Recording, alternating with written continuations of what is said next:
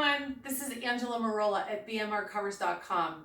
I'm here to show you this video of the easiest way to put a cover over what I'm going to call for this PEMF product a full-length body mat.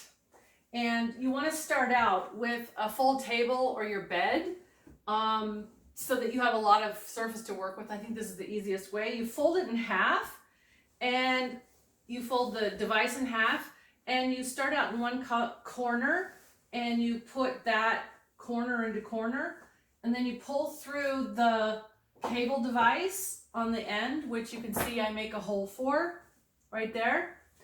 And then you put in again the second corner here and you kind of pull it through just a little bit.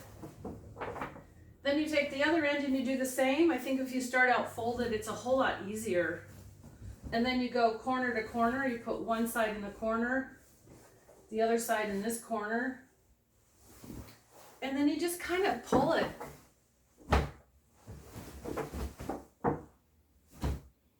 And it'll sort of get into place. And you can put your snaps on. And I think that's just the easiest way to do this. Otherwise it gets kind of awkward. And you just sort of wiggle it into place. And there you have it. Thank you, everybody. Take care.